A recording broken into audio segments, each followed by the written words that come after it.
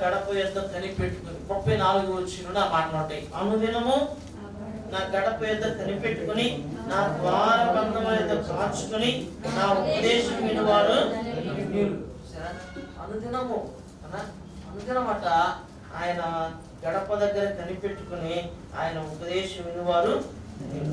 33వ వచనంలో ఉపదేశమును నిరాకరింపగా దానిని అవలంబించి జ్ఞానులై ఉన్నాడు. దేవుని వాక్యం ఎవరైతే విని ఆ ప్రకారం నడుచుకుంటారో వారు జ్ఞానులట. వారు ఎవరండి? జ్ఞానులు. అంతే. నువ్వు జ్ఞానివి అనిపించుకోవాలనుకుంటే, మంచివాడు అనిపించుకోవాలనుకుంటే, క్షేమంగా ఉండాలనుకుంటే, అవునా, దైవ దీవెన పొందాలనుకుంటే ఏం చేయాలంటే దేవుని ఉపదేశం వినాలి. ఏం వినాలండి? దేవుని వాక్యం వినాలి, శ్రద్ధగా వినాలి, శ్రద్ధగా చదవాలి. మిమ్మల్ని ఒక మాట అడుగుతానని చెప్పాను. ఈ గత వారం అంతా రోజు నేను బైబుల్ చదివాను అన్నవారు చేసి చూపించండి. గత వారం every day good good boy. మిగిలిన ఎంత చదవలేదు? మీకు టైం లేదా? దేవుడు మీకు సమయం ఇవ్వలేదా? అవకాశం ఇవ్వలేదా? అవునా? లైటింగ్ లేదా మీ ఇంట్లో? కళ్ళు లేవా మీకు చదవడానికి? సమయం లేదా? అంత బిజీయా? చెప్పండి. తప్పు అలాగే, అది పాపం. మీరు చేసినది పాపం. మీరు చదవలేదంటే పాపమే చేసేదంతే, అందులో డౌట్ ఏమీ లేదు. మీరు ఆ పాపాన్ని ఒప్పుకొని ఇక నుంచి అలా చేయని ప్రభా అని ఒప్పుకొని ఇక నుంచి వెళ్ళండి. తలను ఉంచుకొని ప్రార్థన చేసుకుందాం. అలా చదవడం వాళ్ళందరూ ప్రార్థన చేసుకోండి. ప్రభా నన్ను క్షమించండి, సమయాన్ని వేస్ట్ చేశాను ప్రభా. అయ్యా వ్యర్థమైన వాటితో సమయాన్ని గడిపి అయ్యా మీ వాక్యాన్ని నిర్లక్ష్యం పెట్టాను. వాక్యాన్ని పక్కన పెట్టి మనం ఏమి చేయలేం. వాక్యం లేకపోతే వెలుగు లేదు, వాక్యం లేకపోతే జ్ఞానం లేదు.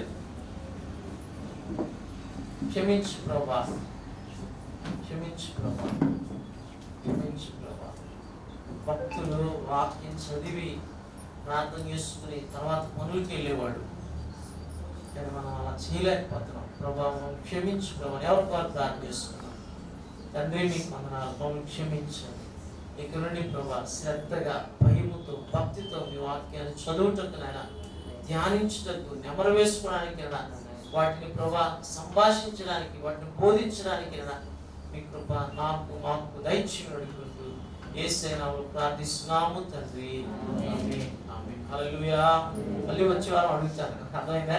ఈసారి 4-5 చేతులు లేసాయి, ఈసారి మొత్తం లెగాలి. హల్లెలూయా.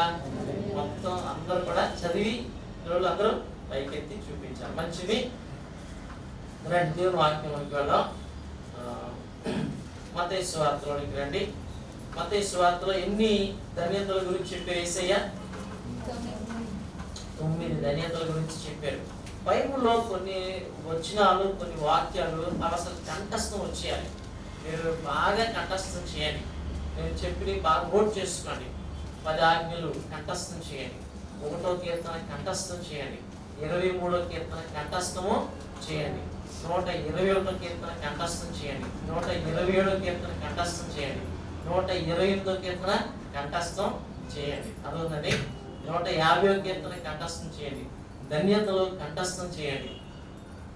అయితే పరలోక ప్రార్థన, ప్రభు నేర్పిన ప్రార్థనగా అది కూడా కంఠస్థము చేయాలి. ఇవన్నీ చూడకుండా చెప్పేయాలి అంతే. కనీసం ఇవి కనీసం అనమాట. ఇంకా ఎన్ని చెప్తే అంత మంచిది ప్రియమైన దేవుడా. సో ఇవి మీరు ఒక 6 నెలలు లేకపోతే కొంత సమయం తీసుకుని ఇవన్నీ బాగా చదువుకుని బాగా కంఠస్థం చేయండి. అది చాలా ఆశీర్వాదం. వాక్యం ఏం చేస్తుందంటే ఆ టైంకి మనల్ని అవునా నడిపించేస్తుంది. అదోదని ఈ వాక్యమే మనల్ని నడిపిస్తుంది. వాక్యం లేకపోతే చీకట్లో ఉన్నట్టు లెక్క అనమాట. అందుకే దయచేసి బాగా కంఠస్థం చేయాలి. ప్రభు నామములో మనం చేస్తున్నాం. గత ఆదివారం 3 విషయాలు ధ్యానించుకున్నాం. ఒకటి, ఆత్మ విషయమై దీనులైన వారు ధన్యులు, పరలోక రాజ్యము వారి. దుఃఖపడు వారి ధన్యులు, వారు ఓదార్చబడుదురని. సాత్వికులు ధన్యులు, వారు భూలోకమును స్వతంత్రించుకుందరు. ఈ 3 విషయాలు ధ్యానించుకున్నాం. ఈరోజు ఎంతవరకు అయితే అంతవరకు ధ్యానించుకుందాం. నీతి 6వ వచనం చూడండి. నీతి కొరకు ఆకలి దప్పులు గలవారు ధన్యులు, వారు తృప్తిపరచబడుతారు. అవునా? ఈ మాట చూసుకుందాం. దయచేసి జాగ్రత్త వినండి. నీతి అంటే ఏంటి? మనం న్యాయంగా వెళ్ళడం మంచిదా, నీతిగా వెళ్ళడం మంచిదా? ఏది గొప్పది? న్యాయం గొప్పదా, నీతి గొప్పదా? ఏది గొప్పదమ్మా? న్యాయం అంటే ఏంటో, నీతి అంటే ఏంటో చాలా మంది తెలియదు. న్యాయం అంటే ప్రియమైన దేవుడా ఒక విషయంలో న్యాయంగా వెళ్ళడం. ఒక విషయం ఏంటంటే న్యాయంగా వెళ్ళాలని న్యాయం అంటారు అనమాట. అంటే ప్రియమైన దేవుడా ఎవరైనా సరే మనకి ఏదైనా అన్యాయం చేశారు అనుకోండి, మనం కోర్టుకో పోలీస్ స్టేషన్కి వెళ్ళి న్యాయంగా మనం వాదించడం అది న్యాయం. నీతి అంటే ఏంటంటే వాళ్ళు తప్పు చేసాం క్షమించండి అంటే మనం వాళ్ళని క్షమించడం నీతి. అర్థమండి. న్యాయంగా వెళ్ళడం తప్పు కాదు, కానీ న్యాయం కంటే గొప్పది నీతి. మన దేవుడు న్యాయవంతుడే, కానీ న్యాయవంతుడు మాత్రమే కాదు, ఆయన నీతిమంతుడు. ఇప్పుడు దేవుడు న్యాయంగా వెళ్ళాడు అనుకోండి, నువ్వు నేను చేసిన తప్పులు బట్టి ఖచ్చితంగా శిక్ష వేయాలి. ఖచ్చితంగా ఏం చేయాలి? శిక్ష వేయాలి. కానీ దేవుడు నీతిమంతుడు కాబట్టి ఆయన తన నీతిని బట్టి మనం క్షమించారట. హల్లెలూయా. అదనండి, ఆయన నీతిమంతుడు కాబట్టి మనం బతికిపోయాం. ఆయన న్యాయవంతుడే అలా దుష్టుల విషయంలో న్యాయంగా ప్రవర్తిస్తాడు, మారు మనసు పొందిన విషయంలో ఆయన నీతిగా ప్రవర్తిస్తుంటాడు. అర్థమండి. సో ఆయన నీతిగా ఉండాలని ఆశపడుతున్నాడు. మరి దేవుడు నీతిమంతుడు కాబట్టి నీవు నేను కూడా నీతిమంతులుగా ఉండాలి. అర్థమండి. నీతిమంతులకు గొప్ప మేలు, నీతిమంతుల కట మేలు ప్రతిఫలంగా వస్తట. అందుకని నీవు నీతిమంతులు కాదు పరిశీలన చేసుకోవాలి. పాత నిబంధనలు ఉన్న యోసేపు, కొత్త నిబంధనలు ఉన్న యోసేపు కూడా ఇద్దరు నీతిమంతులుగా ఉన్నారు. అవునా కదండి.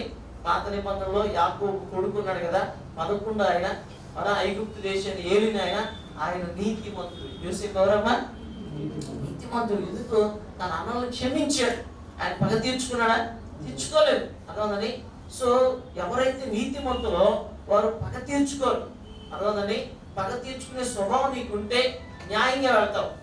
న్యాయంగా వాళ్ళు నాకు అన్యాయం చేశారు కాబట్టి నేను కూడా వాళ్ళకి న్యాయంగా పనిష్మెంట్ ఇవ్వడం న్యాయం అనుకుంటావు. కానీ వాళ్ళు పశ్చాత్తాపడితే క్షమించడం నీతి అనమాట. హల్లెలూయా. సో మనం న్యాయంగా వెళ్ళాల్సిన సందర్భాల్లో న్యాయంగా వెళ్ళొచ్చు, అది తప్పే కాదు. కానీ నీతిగా వెళ్ళాల్సిన టైంలో న్యాయంగా వెళ్తే మాత్రం తప్పు. ఏంటంటే ఏం చెప్పాను? నీతిగా వెళ్ళాల్సిన టైంలో న్యాయంగా వెళ్ళడం తప్పు. ప్రియమైన దేవుడా అది గుర్తుపెట్టుకోవాలి. ఒక ఆయన తప్పు చేశాడు.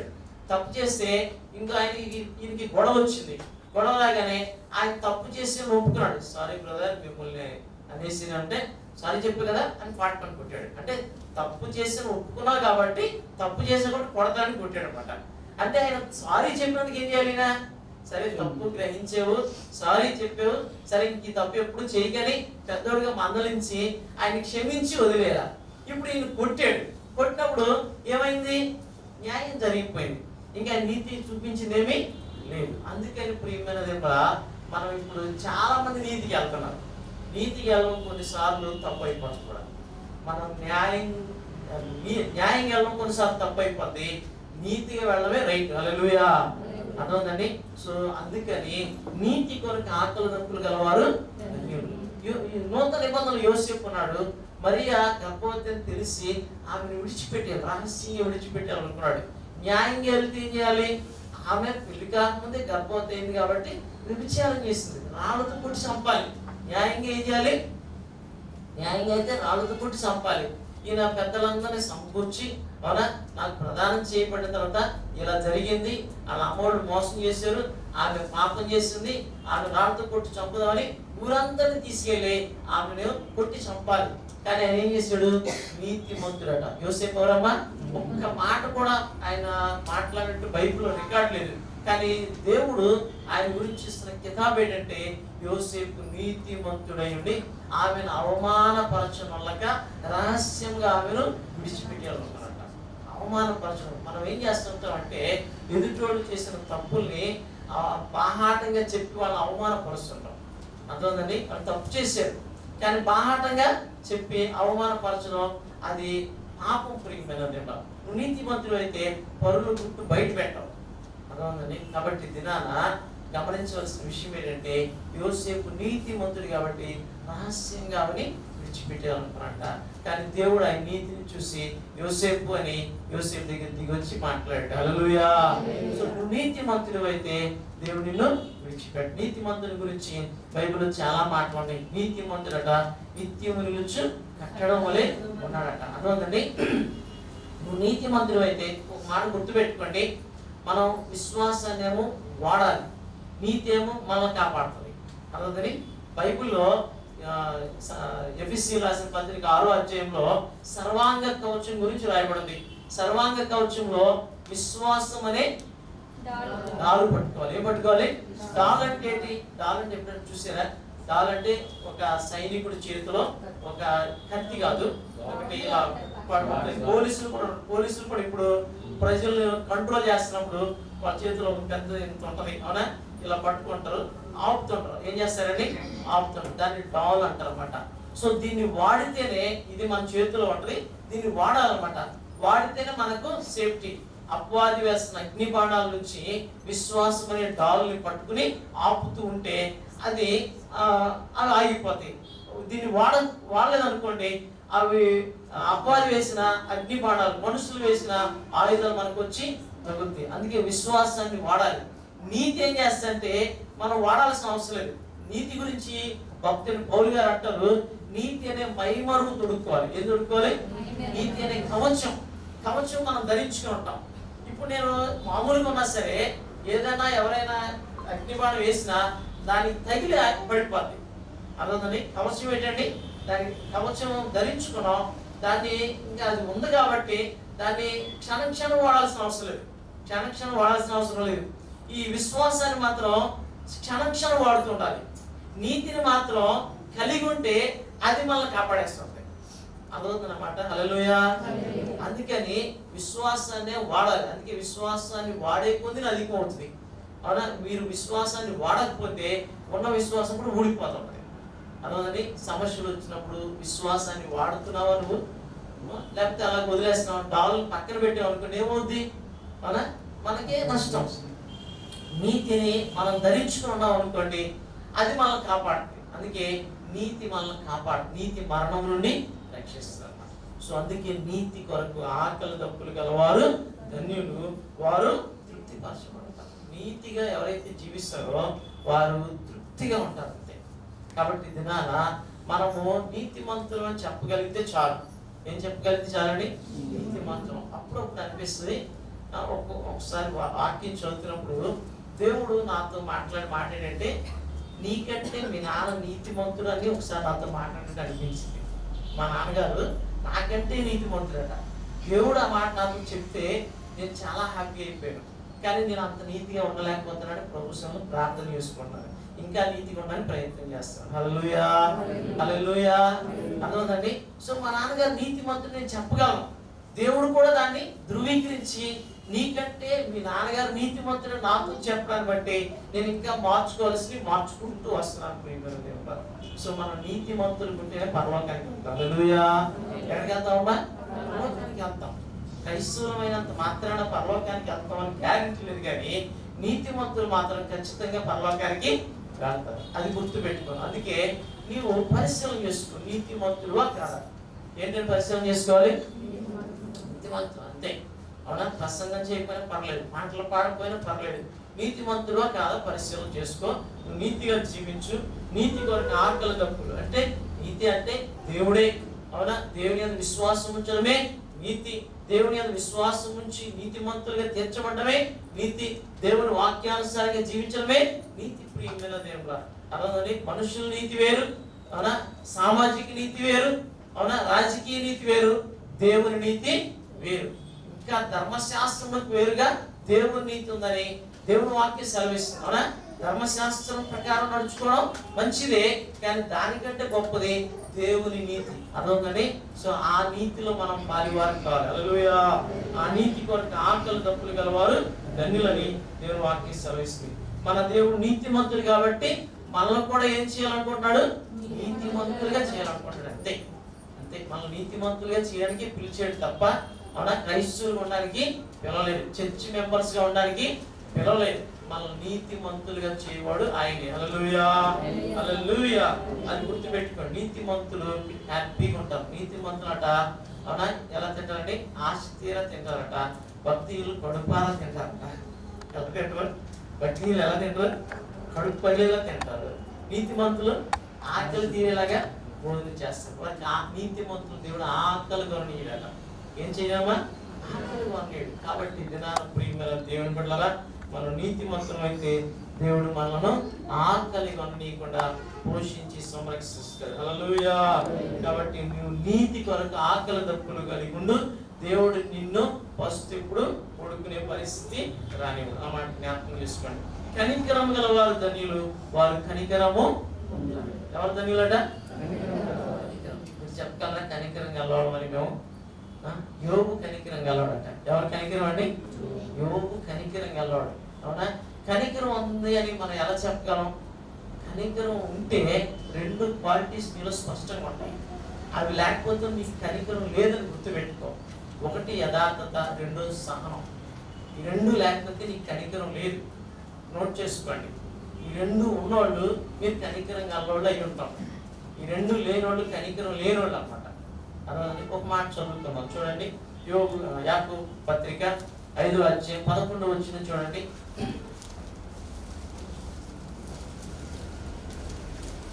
ఇంకో దగ్గర యథార్థవంతులు కనికరం గలవాలని ఉంటుంది.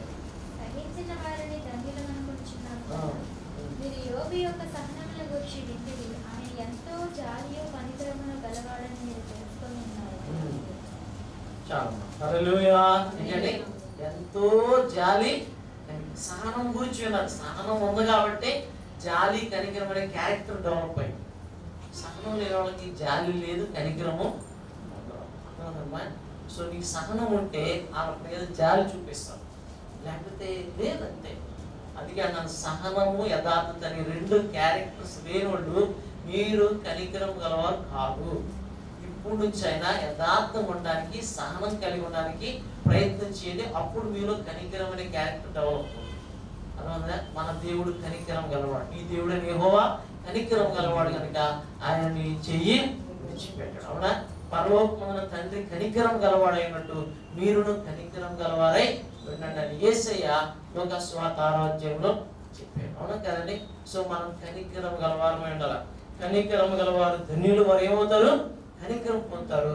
కనికరం అట తీర్పును మించి అతిశయపడుతుంది. కనికరం దేనికి మించి అతిశయపడుతుంది?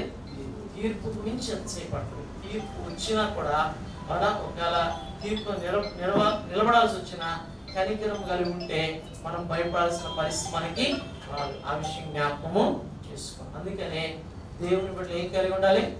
కనికరం కలిగి ఉండాలంటే. కనికరం లేకపోతే తర్వాత అయినా ఖచ్చితంగా తీర్పులోనికి వెళ్తాం. ఒకప్పుడు మనం కనికరింపలేదు, ఇప్పుడు కనికరించబడ్డాం కాబట్టి నిన్ను దేవుడు కనికరించి ఏవైతే చేసాడో నీవు కూడా కనికరించి ఇతరులకు చేయమని దేవుని వాక్యము సెలవిస్తుంది. కాబట్టి దినాన మన దేవుడు ఎవరు?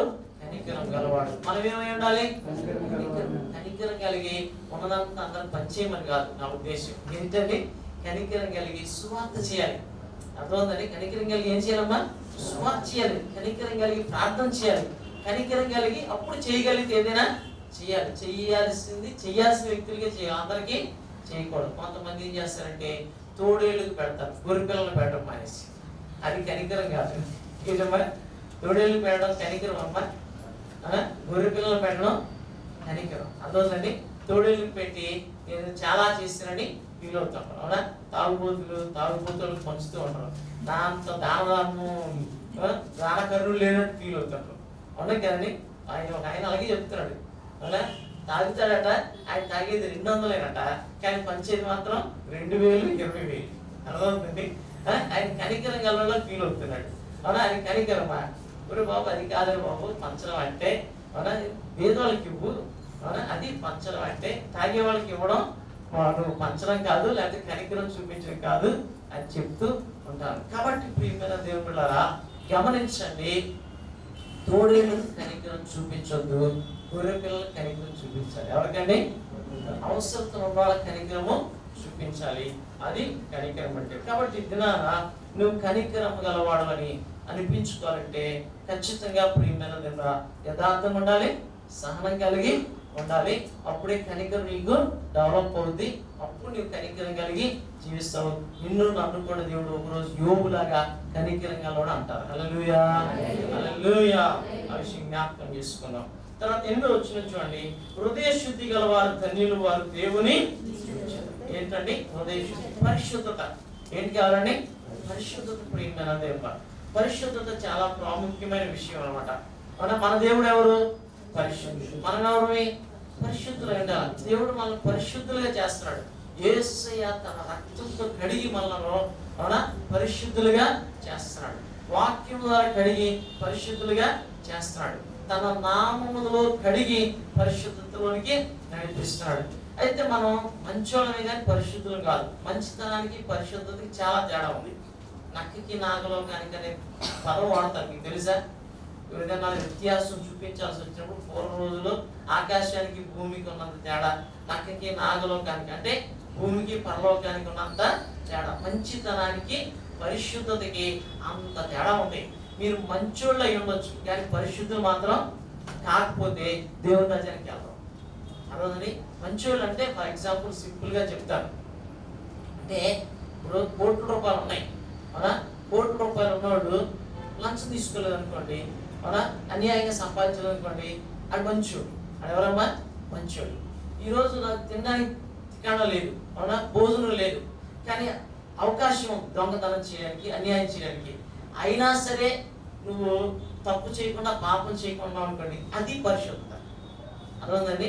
ఇప్పుడు ₹1,00,00,000 ఉన్నాడు, అవునా?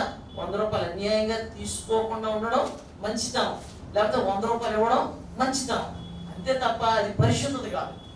అవునా? మనము కష్టంలో ఉండి, అవునా, తప్పు చేయకుండా ఉన్నాం అనుకోండి, అది పరిశుద్ధత. శోధింపబడ్డాం, అవునా, పరిశుద్ధం, తప్పు చేయలేదు అనుకోండి, అది పరిశుద్ధత. అవునా? మనకి అవకాశం లేదు, జైల్లో ఉంటాడు, అది తాగడం, అవునా? నీతిమంతులు అనుకుంటే సరిపోద్దా? నేను చాలా కాలం నుంచి మానేసాను అంటారు. ఎవరు? పేషెంట్లు. సిస్టర్ నర్స్ కదా, నర్సేనమ్మా? ఓకే. అలా కొంతమంది డబ్బులు అయిపోతాయి, డబ్బులు అసలు ఏమి ఉండవు. ఏం బ్రదర్ బాగున్నారు అంటే ఈ మధ్య మానేసానని అంటారు. ఎందుకు? డబ్బులు అయిపోయాయి కాబట్టి. అర్థమని వాళ్ళు మంచోళ్ళు అనమాట. వాళ్ళు ఎవరండి? డబ్బులు లేవు కాబట్టి తాగడం మానేసాడు, అందుకు మంచోడి. హాస్పిటల్లో బెడ్ మీద ఉన్నారు కాబట్టి తాగడం మానేసాడు, అందుకు మంచోడి. జైల్లో ఉన్నారు కాబట్టి తాగడం మానేసాడు, అందుకు మంచోడి. కానీ డబ్బులు ఉన్నా సరే, పిలిచి ఎవరైనా శోధించినా సరే అప్పుడు మానేసి అప్పుడు పరిశుద్ధులు. హల్లెలూయా. అర్థమైందండి? మనం పరిశుద్ధులుగా ఉండాలి తప్ప మంచోళ్ళుగా ఉండడం దేవుని చిత్తం కాదు. మనం మంచోళ్ళని అతిశయిస్తుంటాం, మా అంత మంచోళ్ళు లేరు, మా వీధి మొత్తం మీద మా అంత మంచోళ్ళు లేరు. అర్థమైందండి? ఏంటంటే ఒకసారి మేము ఇల్లు అద్దె ఎత్తుకుతున్నప్పుడు మేము మంచి వాళ్ళకి వెళ్తాం అనుకున్నాం, అంటే మేము చాలా మంచివాళ్ళమని అనమాట. అర్థమైందండి? మంచివాళ్ళని చెప్పుకోగలం కానీ పరిశుద్ధులను చెప్పుకోలేకపోతున్నాం. ఏం చెప్పుకోలేకపోతున్నాం? పరిశుద్ధులు చెప్పగలవా? మేము పరిశుద్ధులను గుండె మంచి చేసి చెప్పగలవా? పరిశుద్ధులు అని చెప్పాలి. ఏమని చెప్పాలండి? పరిశుద్ధులు. హల్లెలూయా. మంచితనం ఉండడం మంచిదే, నేను కాదని నేను అట్లా. మంచితనం మించింది పరిశుద్ధత అని చెప్తున్నాను. ఏం చెప్తున్నాను? ఈ లోకంలో చాలా మంది మంచివాళ్ళు ఉన్నారు, లేదా? ఎందుకు లేరు? దేవుడు నమ్మనోళ్ళు చాలా మంది మంచివాళ్ళు ఉన్నారు. అదేం తప్పు కాదు, తప్పు అని నేను అనట్లేదు. కానీ అందరితో సరిపెట్టుకోవద్దు. మనం పరిశుద్ధతలోనికి వెళ్ళాలి. ఎందులోకి వెళ్ళాలి? పరిశుద్ధతలోనికి వెళ్ళాలి తప్ప మనము మంచోళ్ళమని సరిపెట్టేసుకుని అతిశయించడం అది ఇంకా పాపం. పరిశుద్ధులు ఎప్పుడు అతిశయించడం, పరిశుద్ధులు ఎప్పుడు కూడా అతిశయించరు. ఎందుకంటే ఆ పరిశుద్ధత మన వల్ల వచ్చింది కాదు, యేసయ్య గారి రక్తం వల్ల వచ్చింది. దానికి ఎంతో దేవుడు చెల్లించాడు కాబట్టి, అవునా, తన వాక్యం ద్వారా వచ్చింది కాబట్టి మనం అప్పుడు పరిశుద్ధులమైతే దాన్ని బట్టి దేవుని ఎంతో స్తుతిస్తాం. హల్లెలూయా. పరిశుద్ధులే ఎక్కువ స్తుతిస్తారు. అర్థమైందా? నేను ఎప్పుడు చెప్తాను, యథార్థవంతులు పరిశుద్ధులే ఎక్కువ స్తుతిస్తారు. మేలు పొందిన వారి కంటే ఎక్కువగా వీళ్ళే ఎక్కువ స్తుతిస్తారు. అర్థమవుతుంది? అందుకని నాన్న నీవు ఏమై ఉన్నారంటే పరిశుద్ధత కలిగి ఉన్నాడు. 73 కీర్తన మొదటి వచనంలో ఇశ్రాయేలు ఎడలను శుద్ధ హృదయులను నిశ్చయంగా దేవుడు దయాళుడై ఉన్నాడు. అర్థమవుతుంది?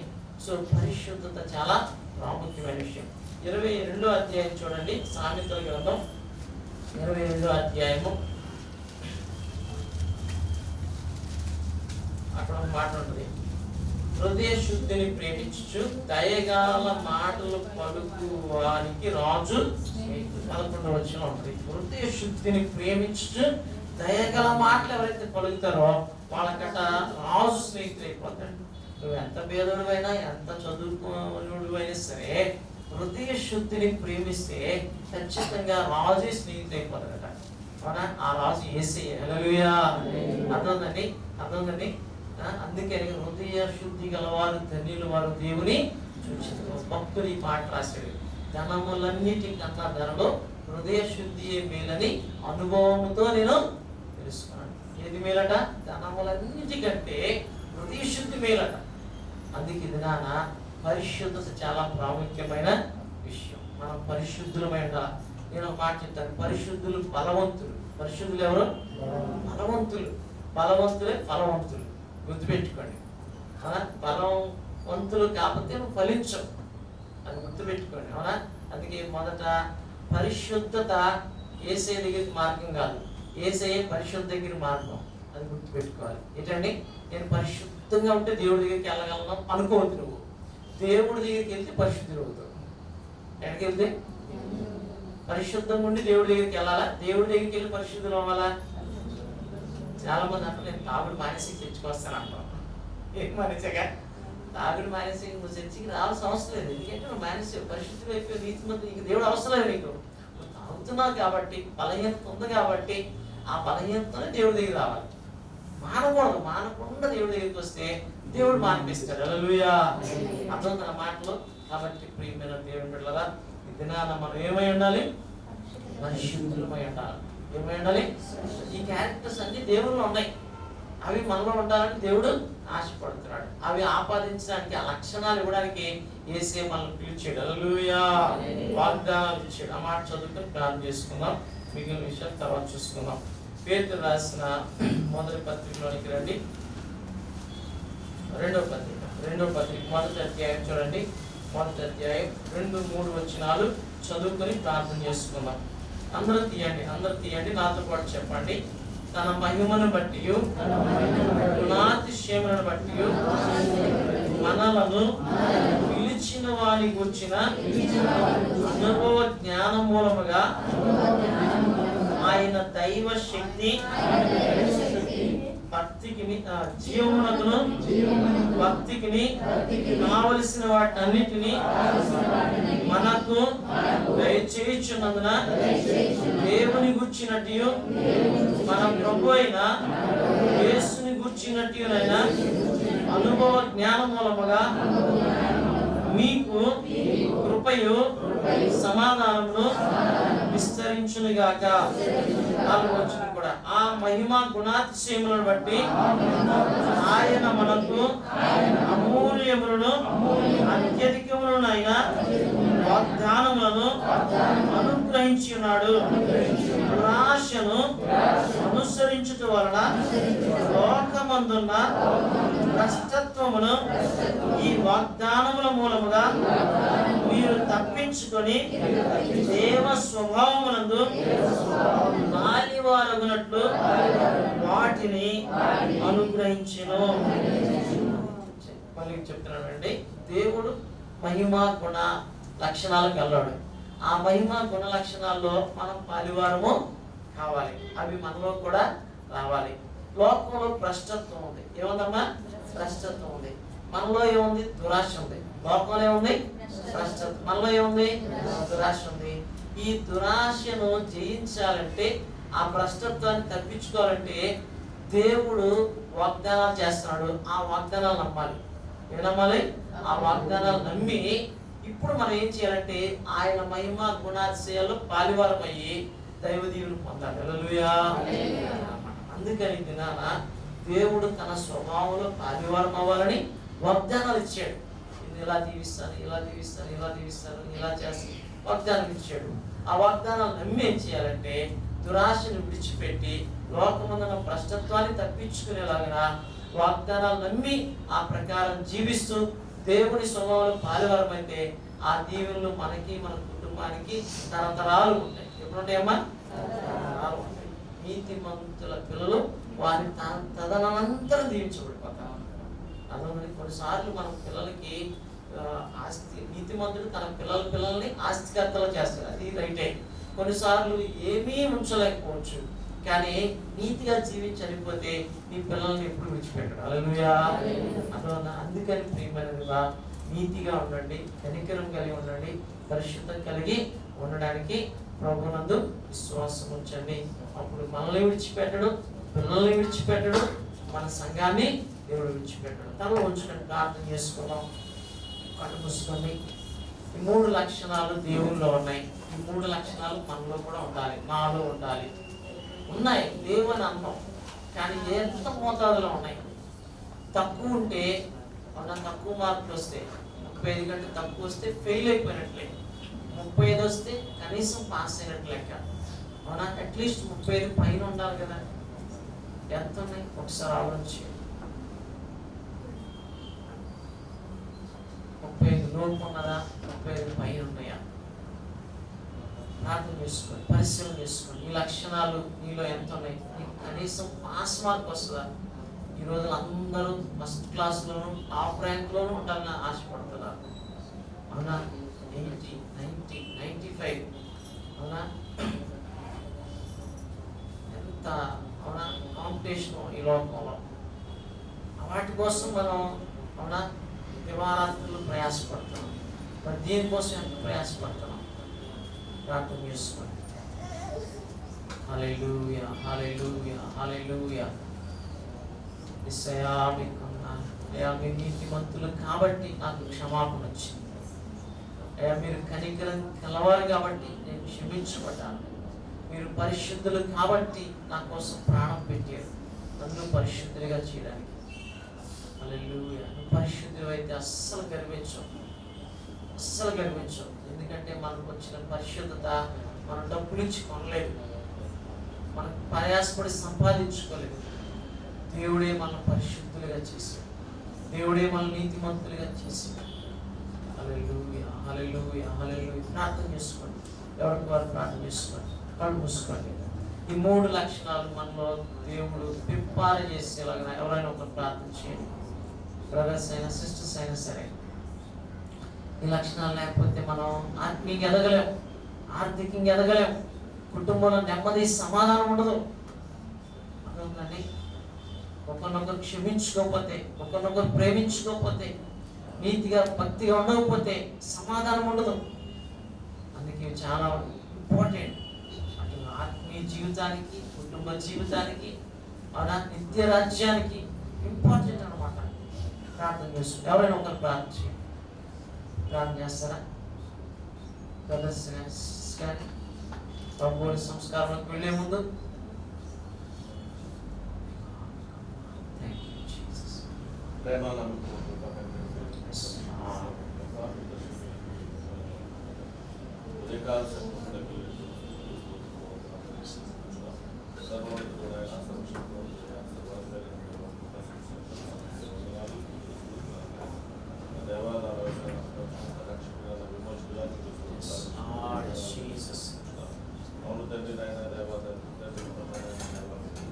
నన్ను మమ్మల్ని ప్రేమించిన దేవుడు